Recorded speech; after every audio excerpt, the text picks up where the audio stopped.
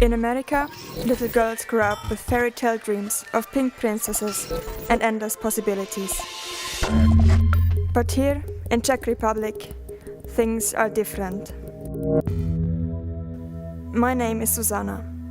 I grew up hiding in shadows of impossibilities.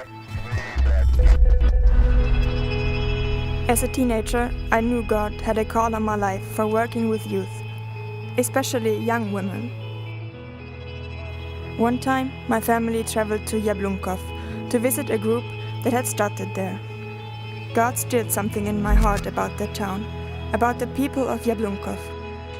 I caught glimpses of a dream, but it was too dark to see clearly then. Doubt and insecurity lay over me like shadows over my soul. I didn't believe it was possible for a woman to train or teach or to be a leader in the church. I felt inferior and insignificant, not at all like a leader. Eventually, my family attended church in Chinec, where I became involved in ministry with young people. But I still had a burden. I knew my calling was to go back to Jablunkov, but I assumed I would go to help another leader there someday. But little did I know, God had other plans.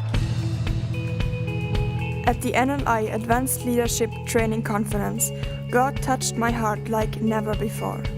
He told me to go full-time in ministry and that he wanted me to plant a new church in Jablunkov. He wanted me to be a leader for his kingdom.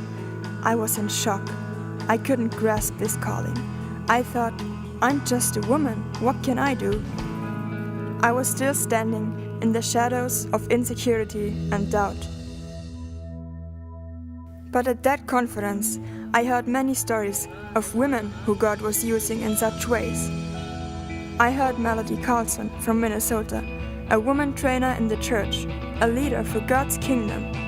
This stirred something in me.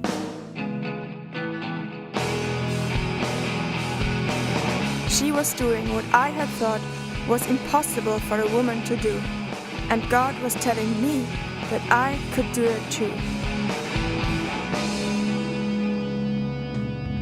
Now I am working toward the dream and the vision God gave me.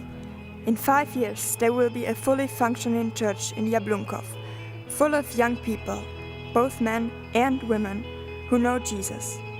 When I go into the streets and I see the people, I pray they would know God. I no longer see them in the darkness of the shadows that once lay over me. I see them as believers. I see how their lives will be. No more shadows, only light.